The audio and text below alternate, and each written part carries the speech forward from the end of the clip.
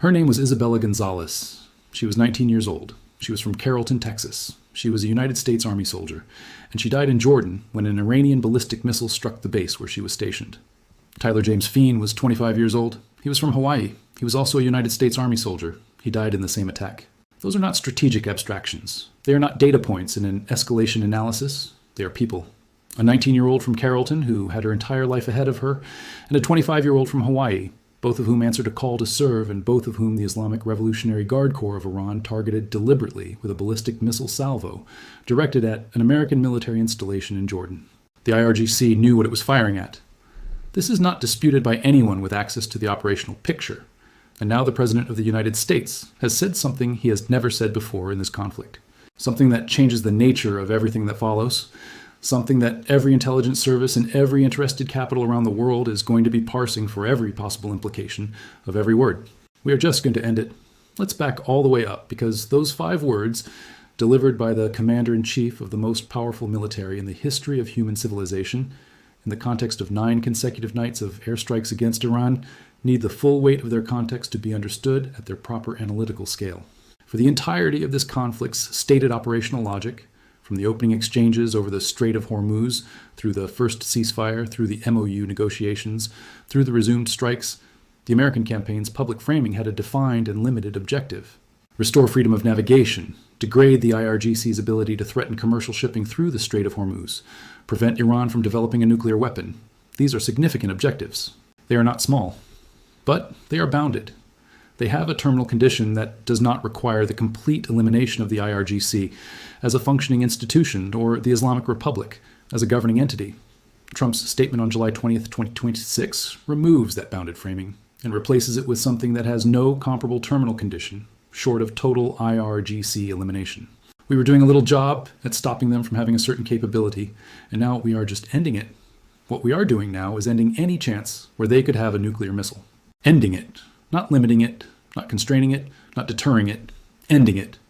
The objective has changed from a defined capability target, prevent Iran from developing a nuclear weapons capability, to an existential campaign objective that encompasses the entire nuclear program, all remaining ballistic missile manufacturing capacity, and by implication, the institutional apparatus of the organization that has built and protected that program for decades.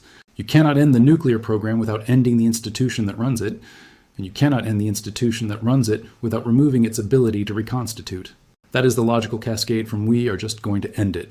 This language change, combined with 9 consecutive nights of strikes, the naming of Tyler and Isabella, the probable identification of a 3rd American killed, and the Washington Post reporting that the Trump administration is preparing for a broader conflict with Iran.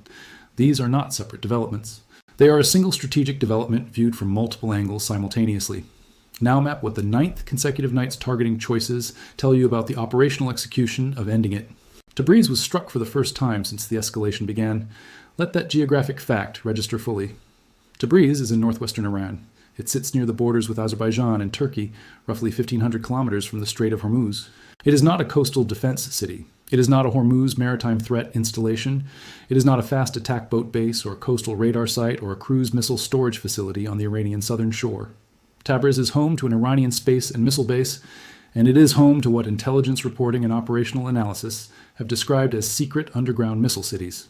The underground missile cities are the IRGC's most carefully protected and most strategically significant infrastructure investment across the decades of this conflict's buildup. The concept is exactly what the name describes. Cities, underground, built specifically to house, maintain, and deploy ballistic missiles in a hardened environment that was designed to survive conventional air campaigns of the type that has been executing against Iran for 9 consecutive nights. The IRGC's publicly visible missile storage sites, the surface facilities, the hillside bunkers, the semi-hardened installations along the southern coast, are the forward layer of a capability whose reserve depth is in the underground cities. The surface layer has been the target of most of the campaign's preceding nights. The underground cities are what remains when the surface layer has been stripped. Striking Tabriz, reaching the space and missile base that connects to the underground city infrastructure, represents the targeting campaign moving past the forward layer into the reserve depth. This is the step that the strategic analysis has been projecting since the Desville hillside secondary explosions confirmed that bunker-penetrating weapons can reach buried ballistic missile infrastructure.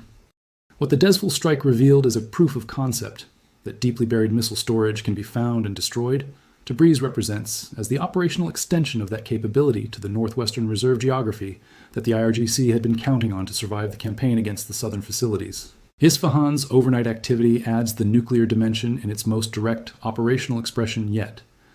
The explosion reported in Isfahan overnight was described, by people with access to the situation, as likely targeting the air defense networks around the nuclear facility. Not the facility itself, but the defensive perimeter that would have to be suppressed before anything could reach the facility.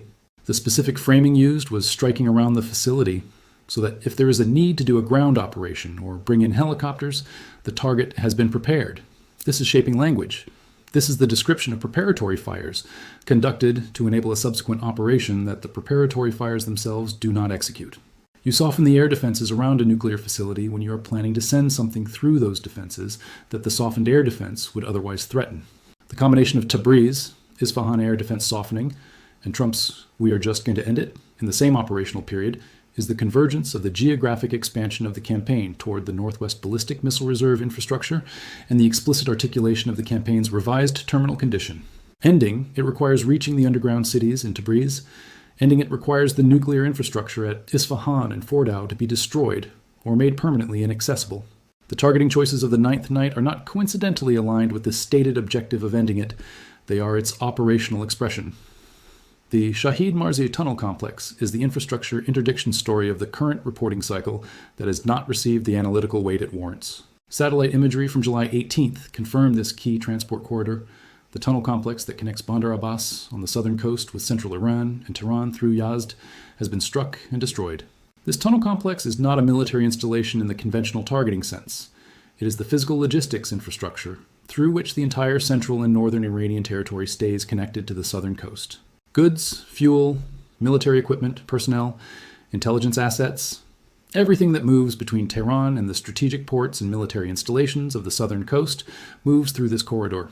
Destroying the Shahid Marzieh tunnel complex is logistics interdiction at the strategic depth level. It is the campaign reaching past the military target set and into the physical transportation architecture that allows Iran to function as a coherent territorial entity rather than a collection of isolated regions. The railway infrastructure attack in Golestan province that opened this conflict's bridge-striking dimension severed a northeastern logistics corridor. The Shahid Marzieh tunnel complex's destruction severs the central corridor connecting the capital to the coast. Iran is being physically disconnected from its own geography, region by region, as the campaign systematically eliminates the transportation arteries through which the Iranian state sustains its territorial coherence. The Washington Post reporting that the Trump administration is preparing for a broader conflict with Iran, citing U.S. officials, is the public acknowledgement of what the Situation Room discussions described in previous reporting cycles were building toward. The Pentagon is increasing the number of military aircraft in the region. Officials are planning for expanded operations. And then the qualification that cannot be ignored and that the coverage has not analyzed with sufficient seriousness, dwindling stocks of air defense interceptors and long-range munitions could limit the scope and the duration of expanded operations. Read that qualification at its full analytical weight. A U.S. official, not an Iranian propagandist, not an outside analyst with an agenda, warned that the campaign could be constrained by dwindling stocks of air defense interceptors and long-range munitions, along with limits on how quickly additional troops and aircraft could be surged into the region because of battle damage at the forward bases. This is an American official providing the most consequential operational constraint statement in the entire public record of this conflict. The munition shortage is the structural variable that everyone watching this conflict needs to understand clearly, because it changes the strategic calculus in ways that the tactical picture of strikes and intercepts and burning facilities does not reveal.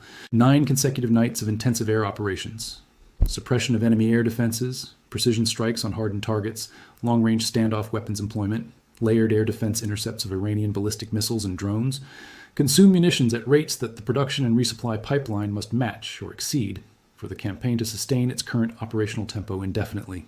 If the production and resupply rate does not match the consumption rate, the available inventory shrinks with each night's operations. Air defense interceptors, the SM-2, the PAC-3, the THAAD interceptors that have been stopping Iranian ballistic missiles at rates approaching complete effectiveness are not produced quickly or cheaply. The production lead times for these systems are measured in months. The stockpiles that were available at the campaign's beginning have been drawn down across 9 consecutive nights of defensive operations against an Iranian ballistic missile and drone campaign that, despite declining effectiveness, continues to generate the kind of launch rates that require active intercept response.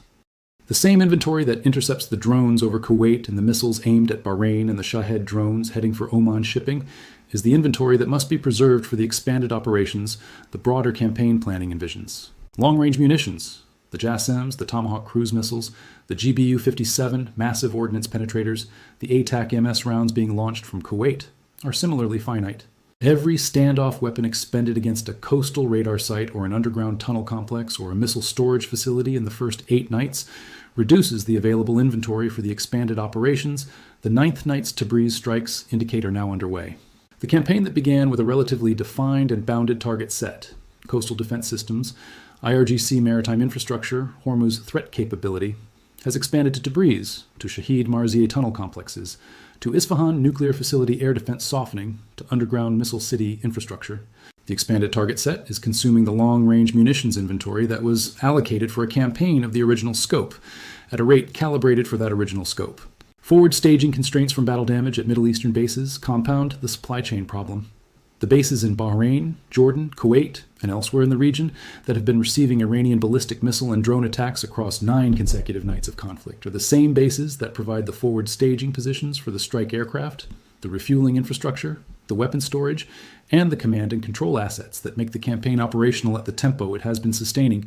Damage to those bases: the Jordan base where Tyler Fiehn and Isabella Gonzalez were killed, the Bahrain installation that Iranian missiles have been targeting, the Kuwaiti positions under drone attack, imposes real logistical and operational constraints on forward staging. You cannot surge aircraft and munitions into a base that has sustained significant structural damage at the same rate you can surge them into an undamaged facility. The battle damage is real. The constraint it creates is real. This is the picture that Trump's "we are just going to end it" must be placed into.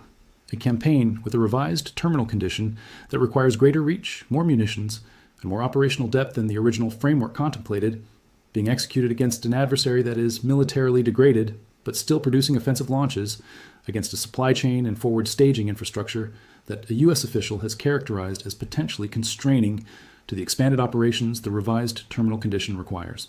It does not mean the campaign fails. It means the campaign's sustained execution at maximum operational tempo faces real logistical constraints that require management.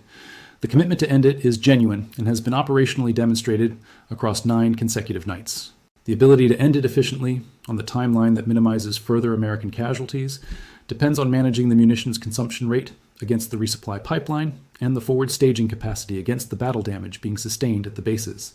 The attack on Manama, the capital city of Bahrain, is the Iranian counter-escalation development that represents the most significant geographic and symbolic expansion of Iranian offensive action in the current exchange. Iranian missiles and drones struck the capital city directly, not the military installations on Bahrain's military zones, not the outskirts of the island's military footprint, but Manama, the functioning capital of a sovereign state with a civilian population and international financial and commercial presence. Bahrain is one of the Gulf's most significant financial centers, and has been one of the region's most stable environments throughout decades of regional volatility. Striking Manama with ballistic missiles and drones is the IRGC making a statement that no geography in the Gulf is immune from its remaining offensive reach. This statement from the IRGC is operationally expensive in its own terms. It consumes ballistic missile inventory against targets whose military value is primarily symbolic and psychological, rather than degrading to the American campaign's operational capacity. The IRGC is spending strategic assets on a public demonstration of reach at precisely the moment when the Washington Post is reporting that American officials are warning about dwindling interceptor stocks. Every Iranian ballistic missile fired at Manama is a ballistic missile that drew an American interceptor from the inventory. But every Iranian ballistic missile fired at Manama is also a ballistic missile that the IRGC no longer has. For whatever it considers to be the higher value targets of a campaign, it claims has not yet revealed its full capabilities. Trump's acknowledgement of what remains of Iranian capability is analytically remarkable precisely because it breaks from the maximalist framing that has characterized his previous public statements about the campaign's achievements. He has described Iran as having been very, very badly damaged, having lost almost everything militarily, as having very little left. And then he said, they have got some missiles, they have got some drones, they have got some manufacturing ability, not much. This is a simultaneous claim of near total defeat, an acknowledgement of partial ongoing capability, a framing that is operationally honest in a way that serves a specific political function. It acknowledges that the campaign has not yet achieved its terminal condition while providing the public assessment that the terminal condition is near. They don't control anything. We control the strait, and we hit them very hard again tonight in honor of the probably 3 great patriots, probably 3. The acknowledgement that the probable 3rd American death has occurred, the MIA service member from the Jordan attack, whose fate was pending at the time of the previous reporting cycle, represents the final confirmed human cost of the Jordan attack. Tyler James Fiehn, Isabella Gonzalez, and a 3rd name that has not yet been released at the time of this reporting. Marco Rubio's framing of the Iran situation provides the historical structural context that the immediate operational picture's intensity can cause to recede from view. But that is essential to understanding what ending it actually means, in terms of what Iran could have been, and what the Islamic Republic has made it instead. Iran is a rich country in terms of its natural and human endowments. It has the petroleum reserves, the geographic position, the educated population, the historical civilization that could underpin a prosperous and influential modern state. The reason it is in shambles is not geographic or demographic or resource related.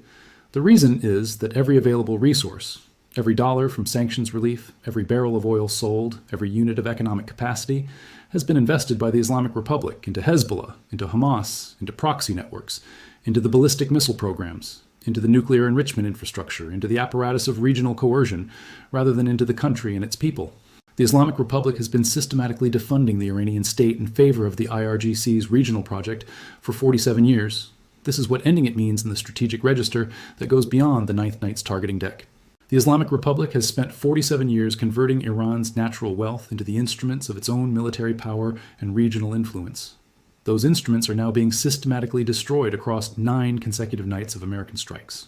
When they are gone, when the underground missile cities in Tabriz are destroyed, when the nuclear facilities at Isfahan and Fordo are either inspected under agreement or reached by the GBU-57, when the coastal defense grid is permanently offline, when the underground missile storage is rubble and the tunnel complexes that connect the regions are severed, what remains is an Iran that no longer has the military architecture of the Islamic Republic. An Iran that could theoretically rebuild in the direction the IRGC spent 47 years refusing to take it.